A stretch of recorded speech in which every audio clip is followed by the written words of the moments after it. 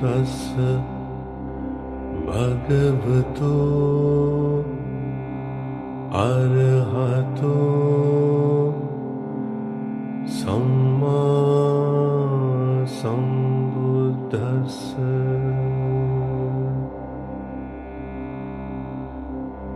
नमो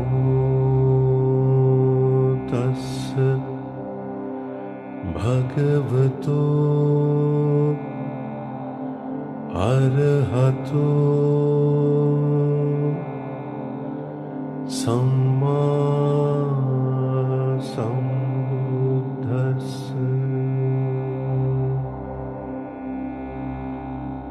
नमो तस्य भगवतो अरहतो सम्मा सम्बुद्धस्स।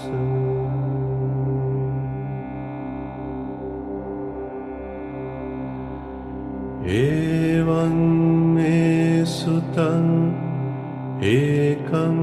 समयं भगवान् वाराणस्यां विहरति इसिपत्ने निगदाय। तत्र को भगवान् पञ्चवग्ये भिक्खु आमन्त्रेसि।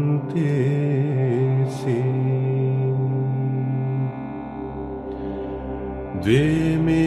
भिक्खवे अन्तापब्जितेन न सेवितव्या योचायं कामेषु कामसु कल्लिकानुयोगो।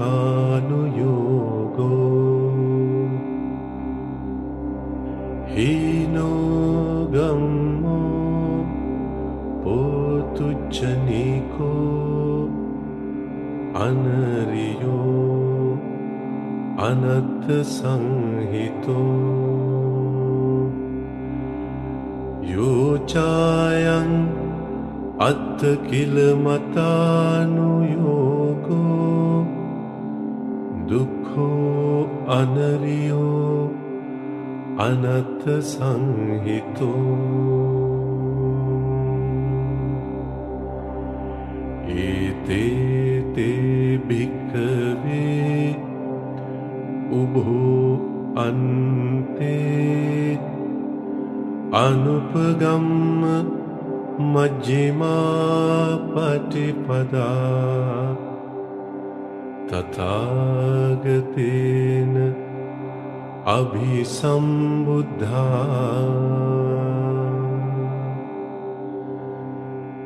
चक्षुकर्णी ज्ञानकर्णी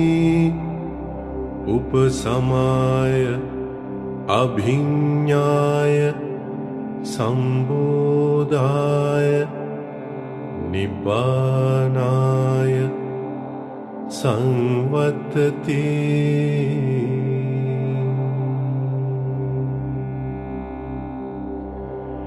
कतमाच सा भिक्खवे मज्जिमा पटिपदा। तथागतेन अभिसम्बुद्धा। चक्षुकर्णी ज्ञानकर्णी उपसमाय अभिज्ञाय सम्बोधाय निब्बानाय संवर्तते।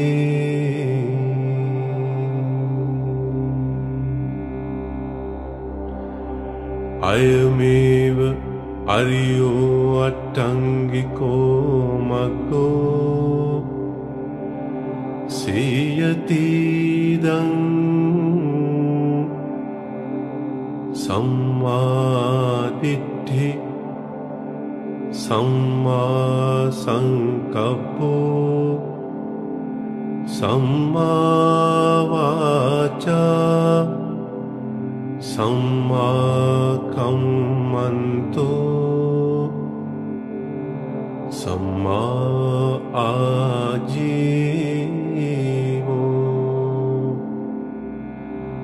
सम्मा वायामो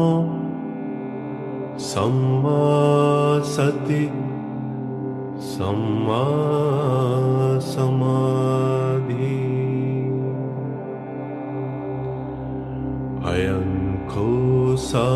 भिक्खवे मज्जिमा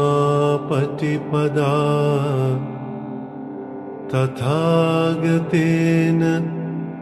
अभिसंबुद्धा चक्षुकर्णी ज्ञानकर्णी उपसमाय अभिज्ञाय संबोधाय निब्बानाय संवत्ति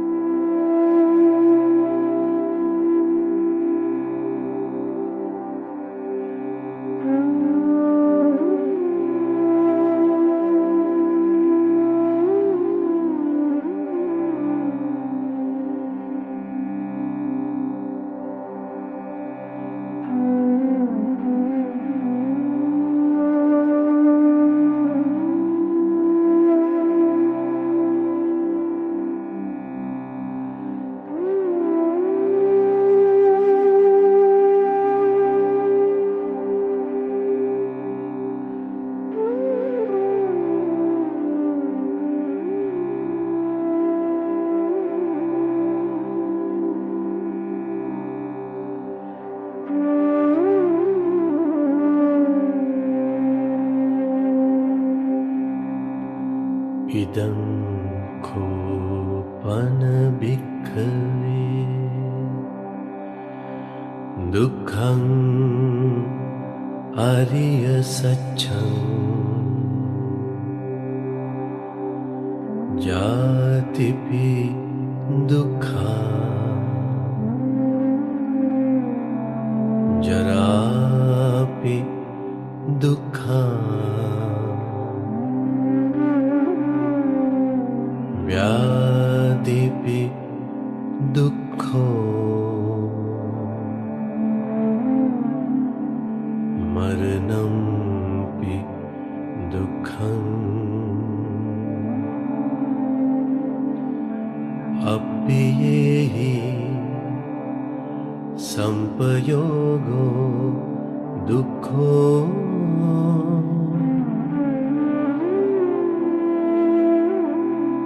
पियेहि विपयोगो दुःखो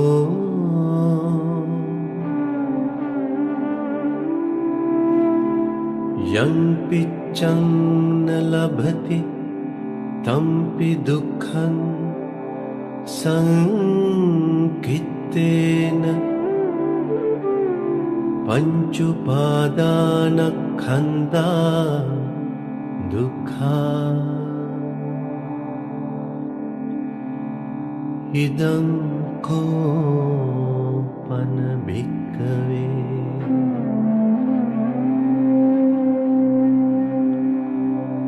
दुःख समुदयं अरिय सत्यं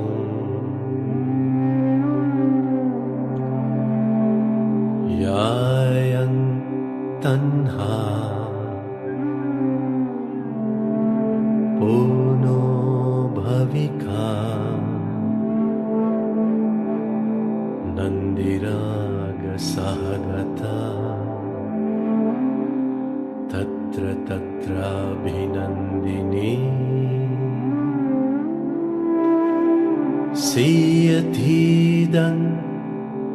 काम तन्हा भव तन्हा विभव तन्हा इदं कोपन भिक्खवे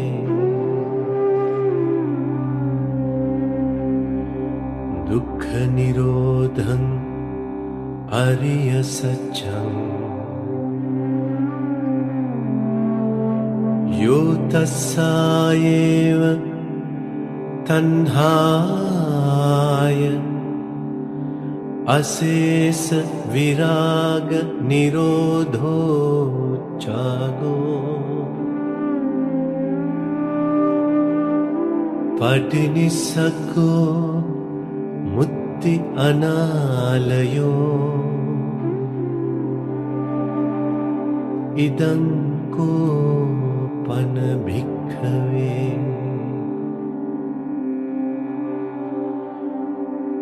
दुःख निरोधगामिनी पटिपदा अरिय सत्यं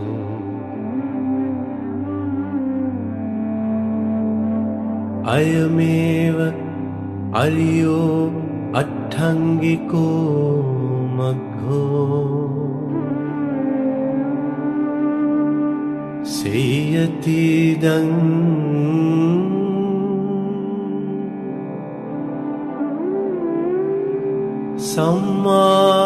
सम्मादिट्ठी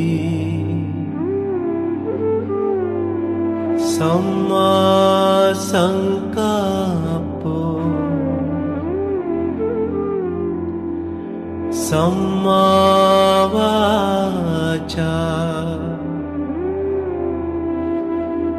सम्मा कम्मन्तो सम्मा आजीवो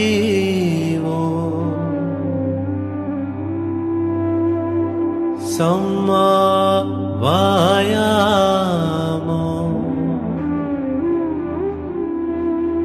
सम्मा सति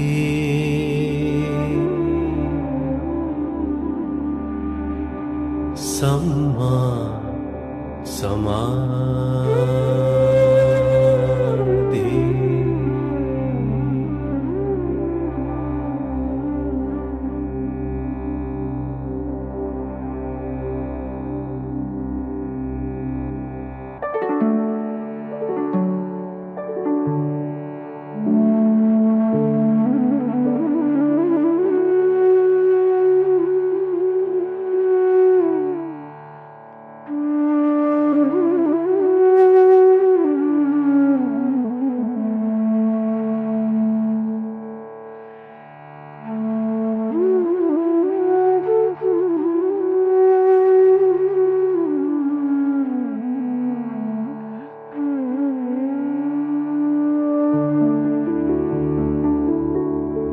इदं दुःखं अरिय सच्चन्ति मे भिक्खवे पुंबे अननुसुतेषु धम्मेषु चक्कुं उदपादि ज्ञानं उदपादि पञ्ञा उदपादि विद्या उदपादि आलोको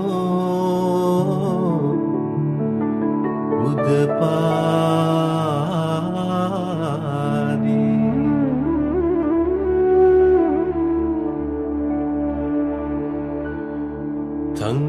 संकोपनिदं दुःखं अरिय सत्यं परिज्ञेयन्ति मे भिक्खवे पुंबे अननुसुतेषु धम्मेषु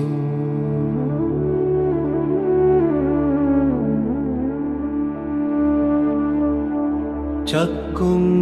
උදපාදි ඥානං උදපාදි පඤ්ඤා උදපාදි විචා උදපාදි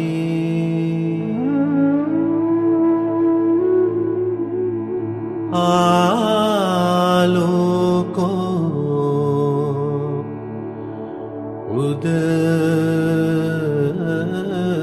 උදපාදි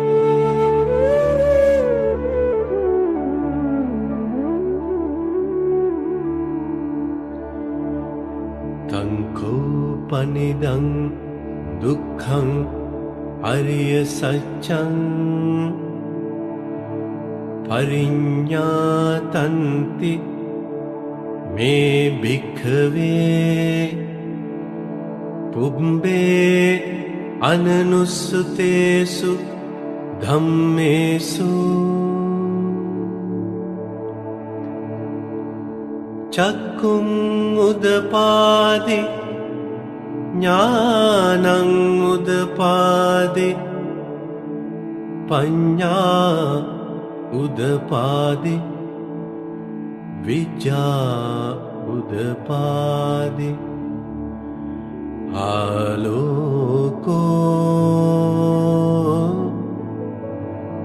උදපාදි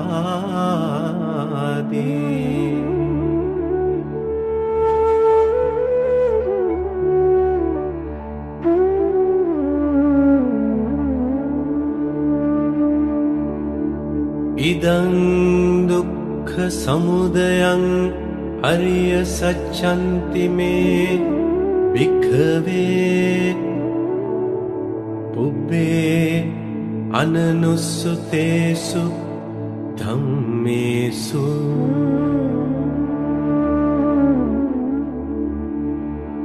චක්කුං උදපාදි ඥානං උදපාදි පඤ්ඤා උදපාදි විචා උදපාදි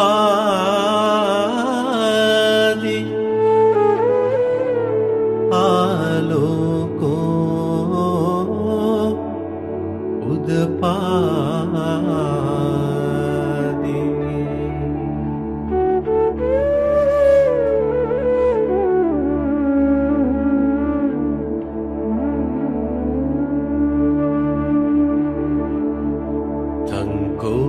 පනිදං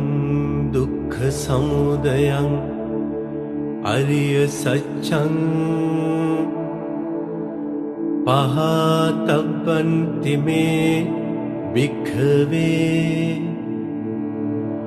පුබ්බේ අනනුස්සතේසු ධම්මේසු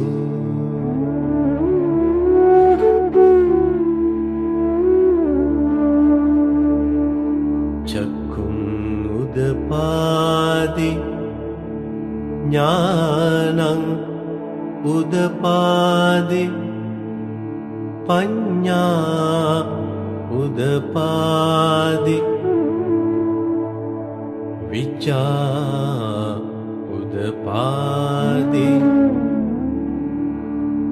ආලෝකෝ උදපාදි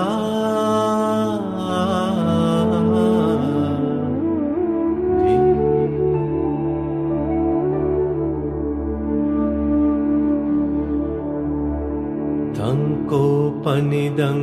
දුක්ඛ සමුදයං අරිය සත්‍යං පහීනන්ති මේ භික්ඛවේ පුබ්බේ අනනුස්සතේසු ධම්මේසු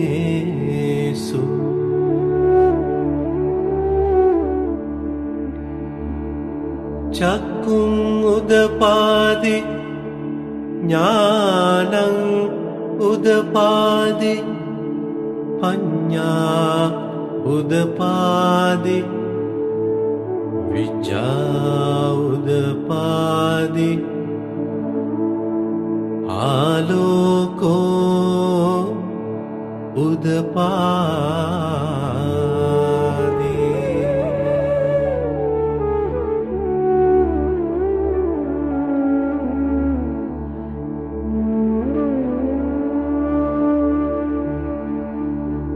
ඉදං දුක්ඛ නිරෝධං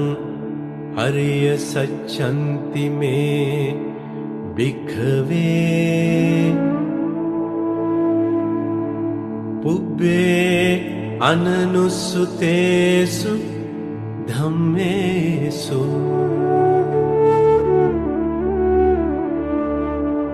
චක්කුං උදපාදි ඥානං උදපාදි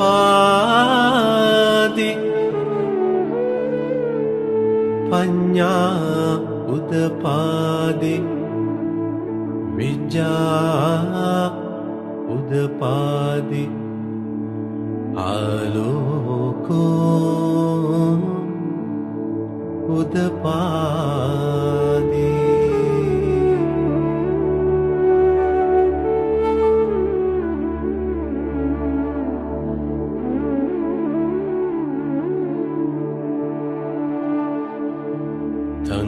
තංකෝපනිදං දුක්ඛ නිරෝධං ආරිය සත්‍යං සච්චිකාතබ්බන්ති මේ භික්ඛවේ පුබ්බේ අනනුස්සුතේසු ධම්මේසු චක්කුං උදපාදි ඥානං උදපාදි පඤ්ඤා උදපාදි විජ්ජා උදපාදි ආලෝකෝ උදපාදි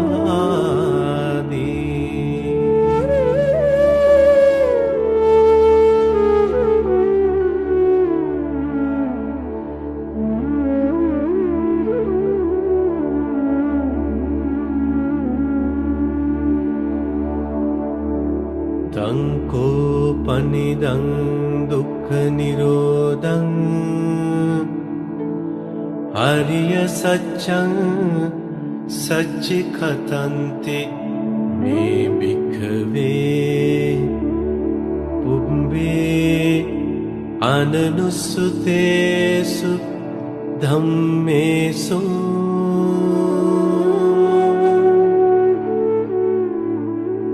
චක්කුං උදපාදි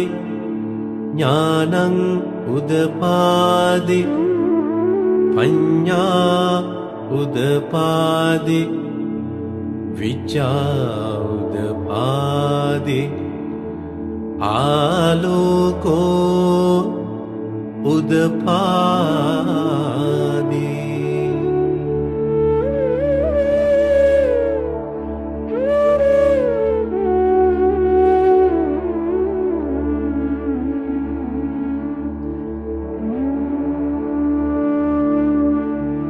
ඉදං දුක්ඛ නිරෝධ ගාමිනී පටිපදා ආරිය සච්ඡන්ති මේ භික්ඛවේ පුබ්බේ අනනුස්සුතේසු ධම්මේසු චක්කුං උදපාදි ඥානං උදපාදි පඤ්ඤා උදපාදි විජ්ජා උදපාදි ආලෝකෝ උදපාදි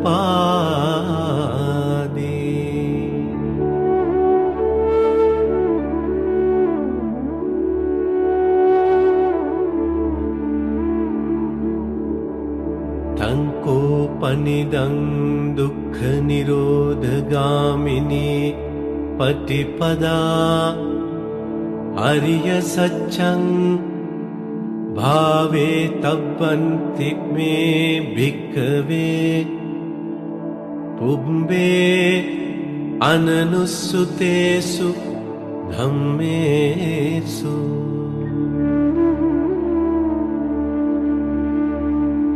चक्कुं उदपादि ज्ञानं उदपादि पञ्ञा उदपादि विज्ञा उदपादि आलोको उदपादि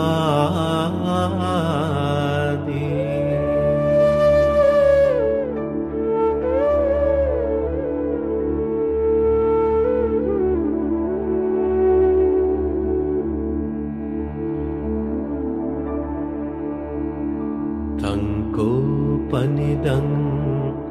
दुःख निरोधगामिनी पटिपदा आर्य सच्चं भावितन्ति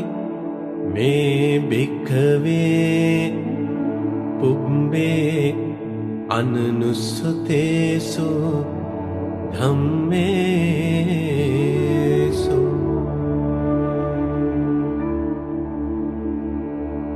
चक्कुं उदपादि ज्ञानं उदपादि पञ्ञा उदपादि विज्ञा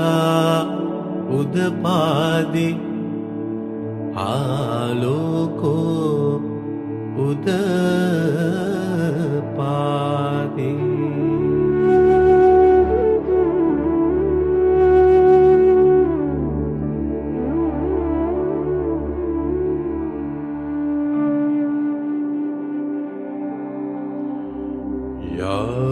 यावकीवञ्च मे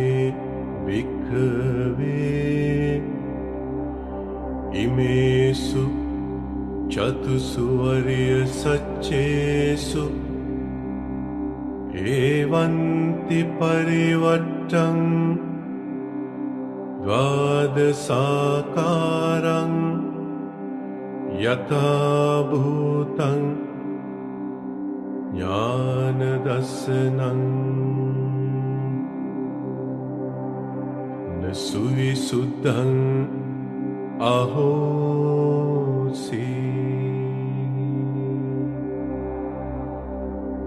नेव तावाहं भिक्खवे सदैव के लोके समारके सब्रह्म के सत्समनः ब्राह्मणिया भजाय सदैव मनुष्याय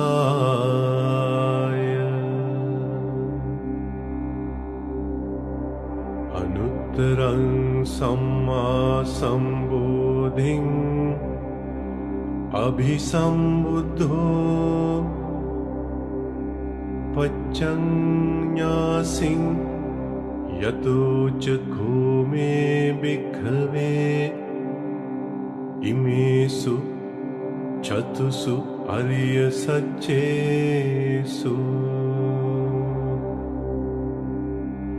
एवन्ति परिवट्टं द्वादशाकारं यथा भूतं ज्ञानदर्शनं सुविशुद्धं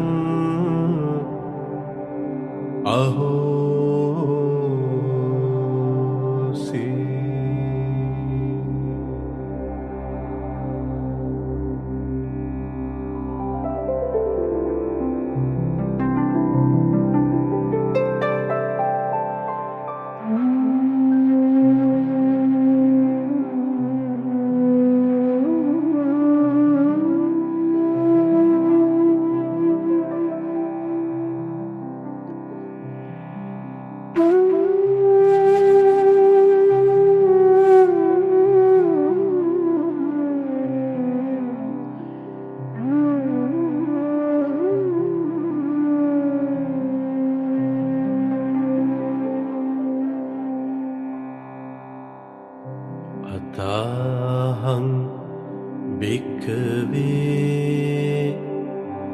सदेवके लोके समारके सब्रह्मके सत्समनः ब्राह्मणिया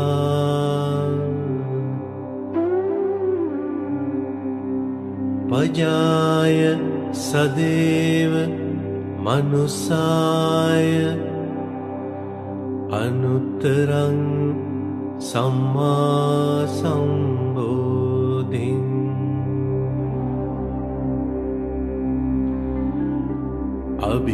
अभिसंबुद्धो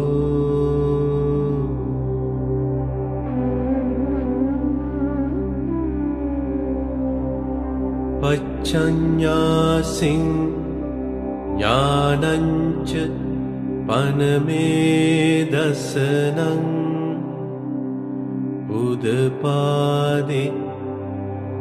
अकुप्पामे चेतो विमुक्ति अयमन्तिमा जाति नत्तिदानी पुनः भवति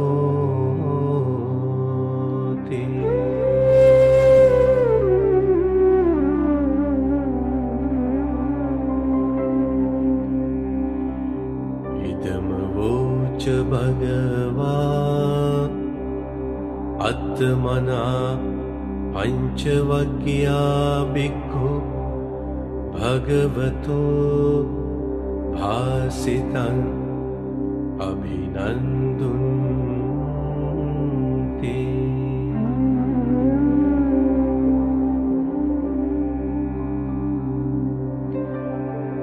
इमस्मिञ्च पनवेयाकरणस्मिन् भञ्जमाने आयस्मतो कुण्डन्यस्य विरजं वीतमलं धम्मचक्कुम् उदपादि यं किञ्चित् समुदयधम्मं सब्बं तं निरोधधम्मन्ति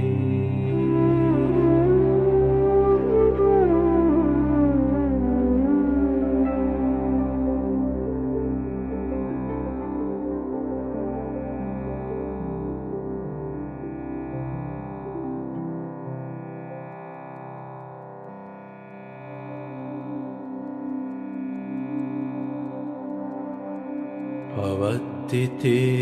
च पन भगवता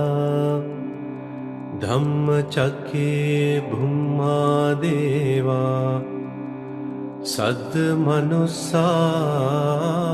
सद्मनुस्सावेषु एतं भगवता वाराणस्यां इसिपत्ने मिगदाये अनुत्तरं धम्मचक्रं पवत्तितं अपतिवत्यं समनेन वा ब्राह्मणेन वा देवेन वा मारेण वा ब्रह्मणा वा केनचिवा लोकस्मिन्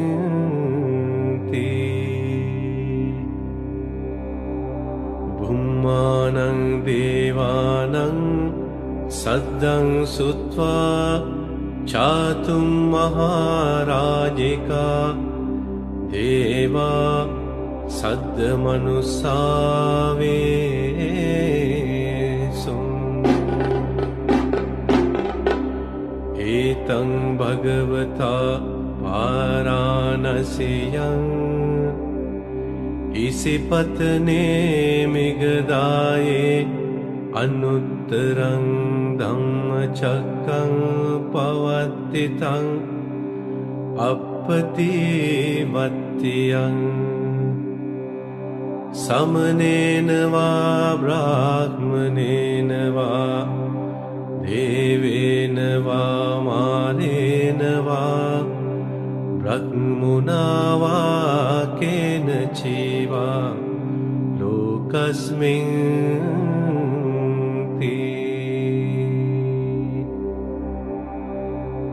चातुं महाराजिकानं देवानं सद्दं सुत्वा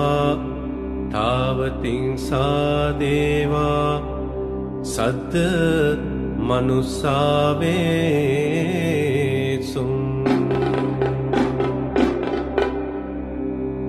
एतं भगवता वाराणस्यां इसिपत्ने मिगदाये अनुत्तरं धम्मचक्रं पवत्तितं अपतिवत्यं समनेन वा ब्राह्मणेन वा देवेन वा मारेण वा ब्रह्मणा वा केन चिवा लोकस्मिन्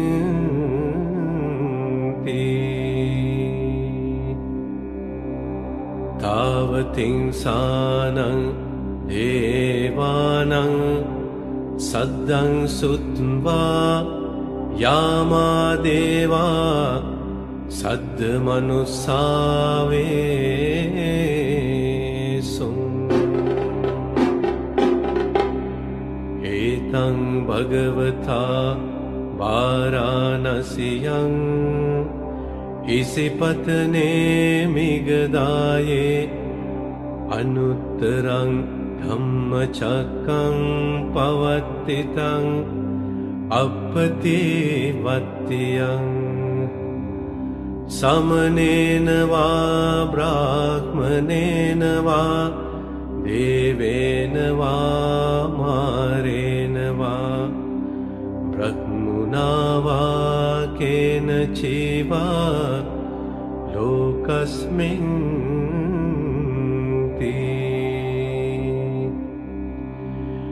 यामानं देवानं सद्दं सुत्वा तुसिता देवा सद्मनुस्सावेसुम्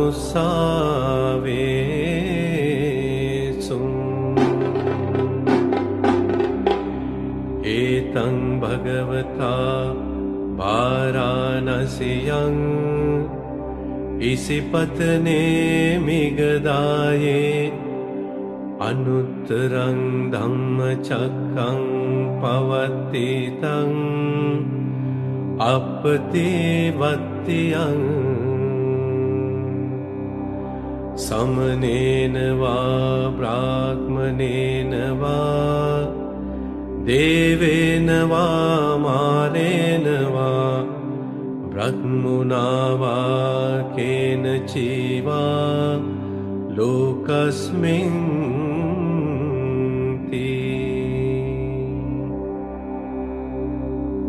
तुसितानं देवानं सद्दं सुत्वा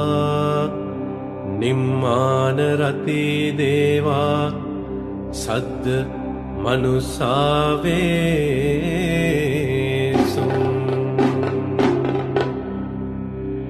एतं भगवता वाराणस्यां इसिपत्ने मिगदाये अनुत्तरं धम्मचक्रं पवत्तितं अपतिवत्यं समनेन वा ब्राह्मणेन वा देवेन वा मारेण वा ब्रह्मणा वा केन चिवा लोकस्मिन्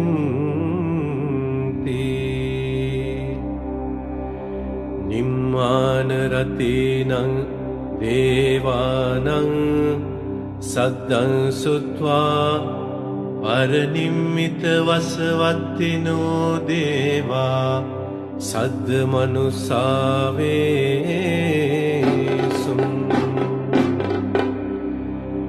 एतं भगवता वाराणस्यां इसिपत्ने मिगदाये अनुत्तरं धम्मचक्रं पवत्तितं अपतिवत्यं समनेन वा ब्राह्मणेन वा देवेन वा मारेण वा ब्रह्मणा वा केनचिवा लोकस्मिन्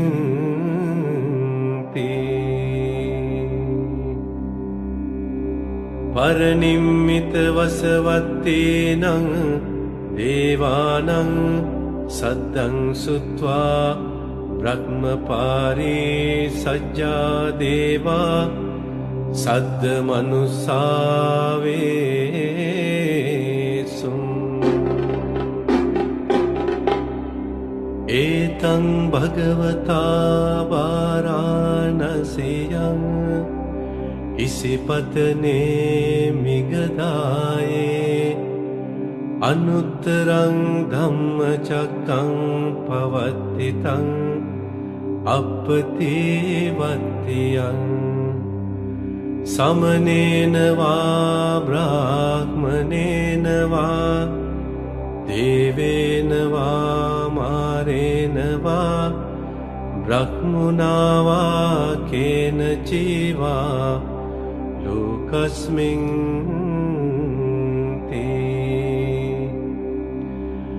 ब्रह्मपारे सज्जानं देवानं सद्दं श्रुत्वा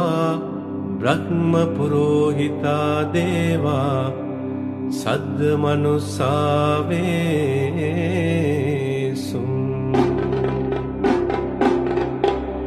एतं भगवता वाराणस्यां इसिपत्ने मिगदाये अनुत्तरं धम्मचक्रं पवत्तितं अपतिवत्यं समनेन वा ब्राह्मणेन वा देवेन वा मारेण वा ब्रह्मणा वा केनचिवा लोकस्मिन्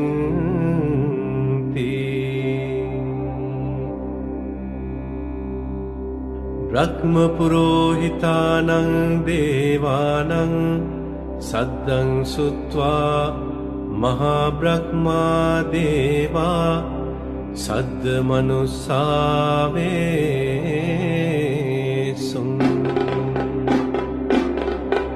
एतं भगवता वाराणस्यां इसिपत्ने मिगदाये अनुत्तरं धम्मचक्रं पवत्तितं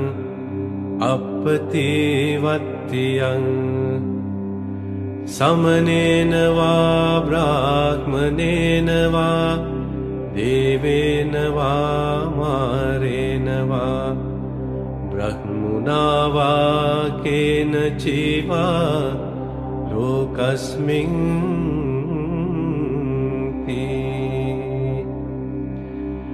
महाब्रह्मानं देवानं सद्दं श्रुत्वा परित्ताभा देवा सद्मनुसावेसुम्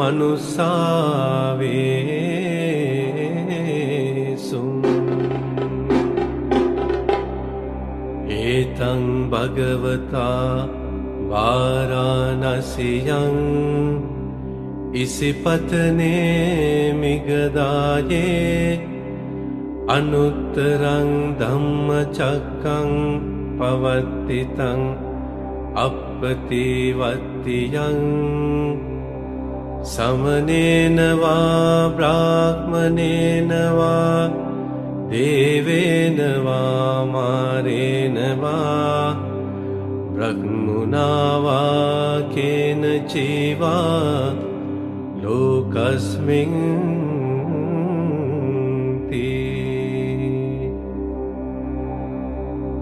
परित्ताबानं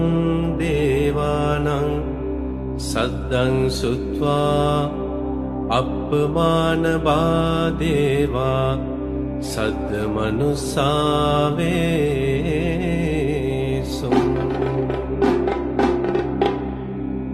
एतं भगवता वाराणस्यां इसिपत्ने मिगदाये अनुत्तरं धम्मचक्रं पवतितं अपतिवत्यं समनेन वा ब्राह्मणेन वा देवेन वा मारेण वा ब्रह्मणा वा केनचिवा लोकस्मिन्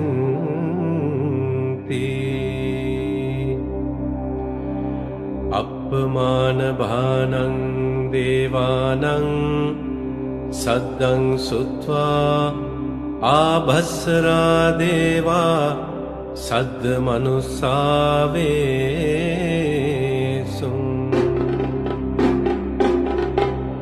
एतं भगवता वाराणस्यां इसिपत्ने मिगदाये अनुत्तरं धम्मचक्रं पवतितं अपतिवत्यं समनेन वा ब्राह्मणेन वा देवेन वा मारेण वा ब्रह्मणा वा केनचिवा लोकस्मिन्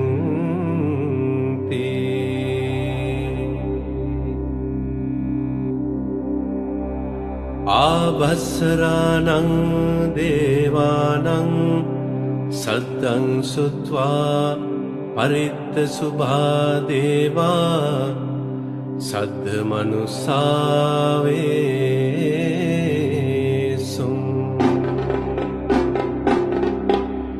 एतं भगवता वाराणस्यां इसिपत्ने मिगदाये अनुत्तरं धम्मचक्रं पवतितं अपतिवत्यं समनेन वा ब्राह्मणेन वा देवेन वा मारेण वा ब्रह्मणा वा केनचिवा लोकस्मिन्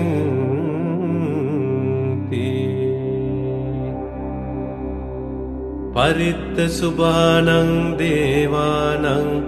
सद्दं सुत्वा अपमानशुभा देवा सद्मनुस्सावेषु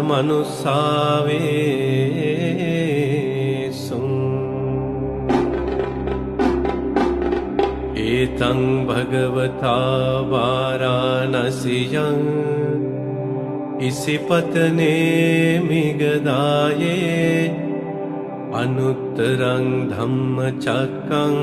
पवतितं अपतिवत्यं समनेन वा ब्राह्मणेन वा देवेन वा मारेण वा ब्रह्मणा वा केनचिवा लोकस्मिन्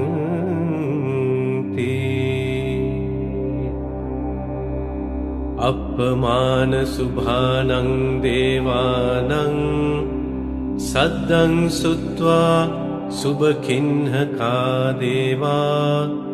सद्मनुस्सावेषु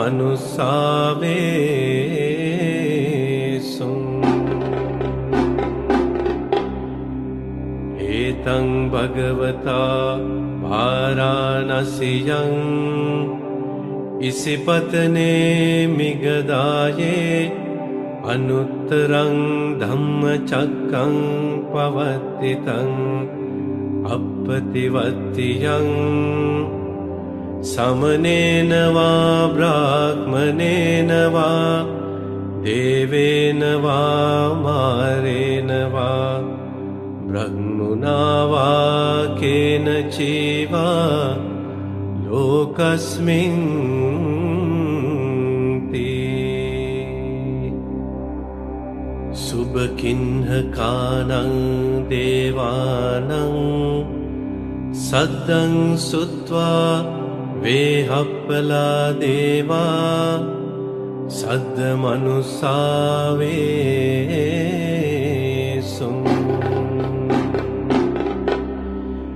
एतं भगवता वाराणस्यां इसिपत्ने मिगदाये अनुत्तरं धम्मचक्रं पवत्तितं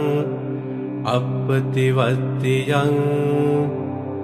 समनेन वा ब्राह्मणेन वा देवेन वा मारेण वा ब्रह्मणा वा केनचिवा लोकस्मिन् ते वेहप्पलानं देवानं सद्दं सुत्वा अविहा देवा सद्दमनुसा वेसुम्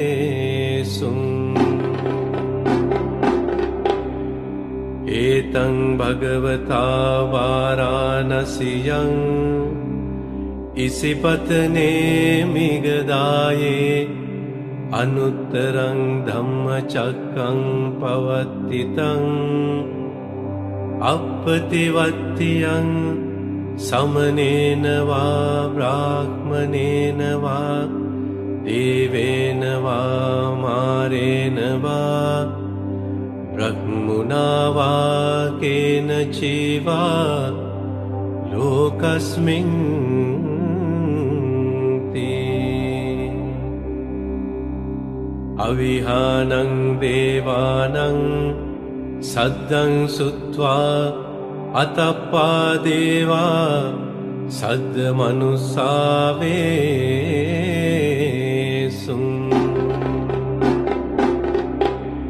एतं भगवता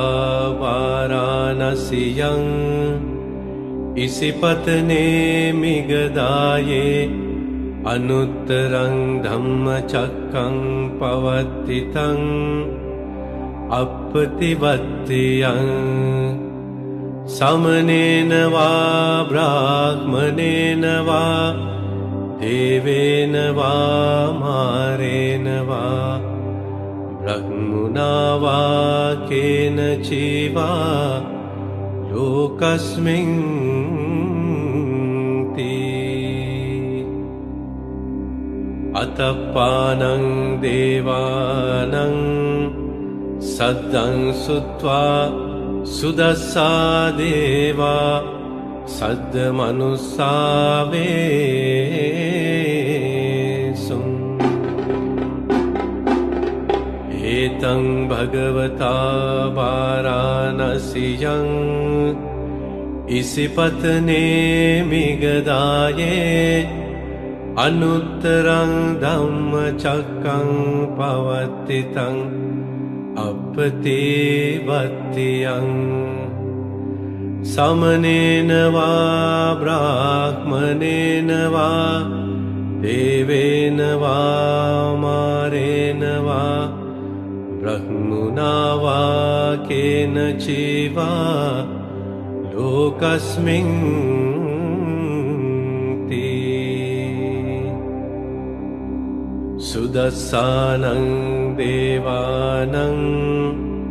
सद्दं सुत्वा सुदस्सी देवा सद्दमनुसा वेसुम्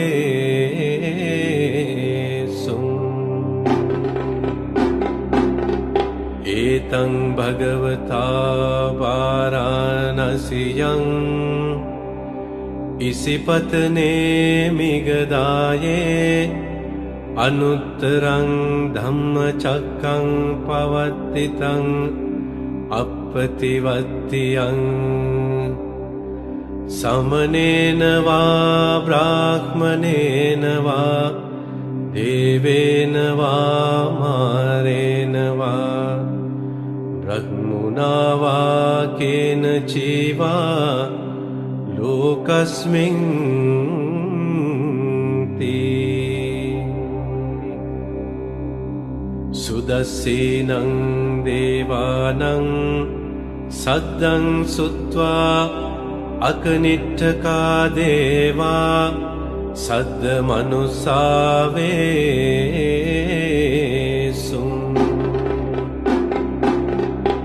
एतं भगवता वाराणस्यां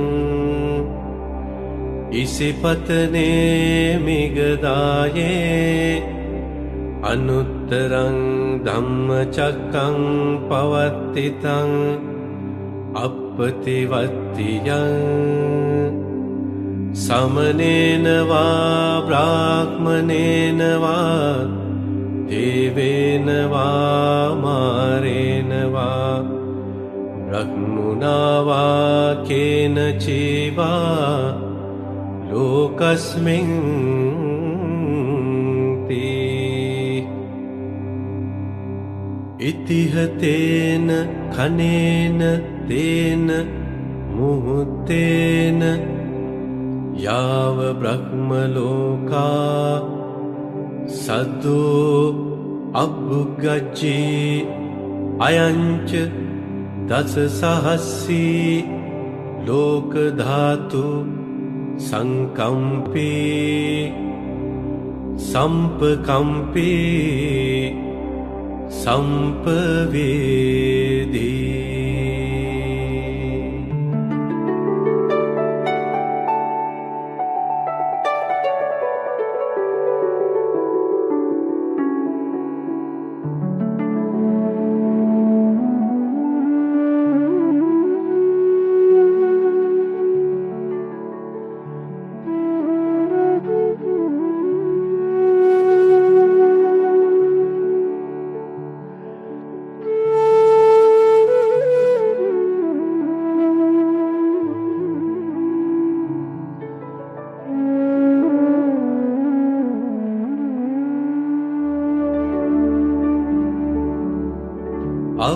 अपमानोच उलारो ओभासो लोके पातुर्होसि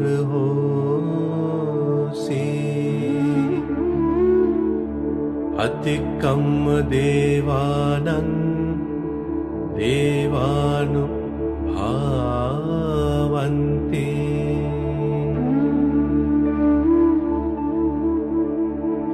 अतको भगवा उदानं उदानेसि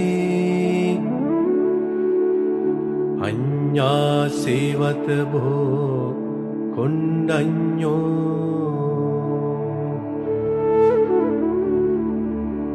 अन्यासेवत भो कुण्डन्यो ते